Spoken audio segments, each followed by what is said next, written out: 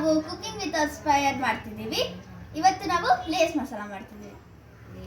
Ingredients ಬಂದು ಒಂದು onion, ಸ್ವಲ್ಪ ಕೊತ್ತಂಬರಿ, ಒಂದು ಕ್ಯಾರೆಟ್ ತುರ್ಕೊಂಡಿದ್ದೀವಿ, ಮಿಕ್ಸ್ಚರ್, 2 ಪ್ಯಾಕೆಟ್ ಲೇಸ್.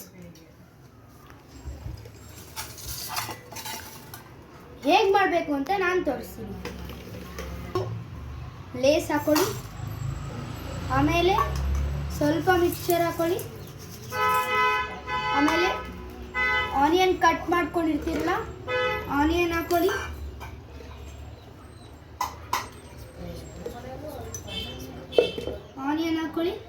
ಆಮೇಲೆ ಕ್ಯಾರೆಟ್ ತುರ್ಕೊಂಡಿರ್ತೀರಲ್ಲ ಅದು ಹಾಕೊಳ್ಳಿ, ಆಮೇಲೆ ಕೊತ್ತಂಬರಿ ಸೊಪ್ಪು ಹಾಕೊಳ್ಳಿ,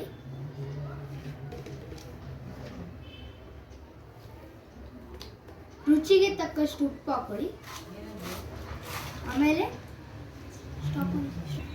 ಆಮೇಲೆ ಸ್ವಲ್ಪ ರುಚಿಗೆ ತಕ್ಕಷ್ಟು ಖಾರದ ಪುಡಿ ಹಾಕೊಳ್ಳಿ, ಆಮೇಲೆ ಮಿಕ್ಸ್ ಮಾಡಿ, ಚೆನ್ನಾಗಿ ಮಿಕ್ಸ್ ಮಾಡಿ.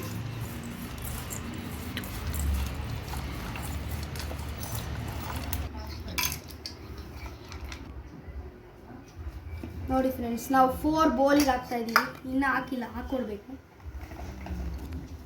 Bye guys.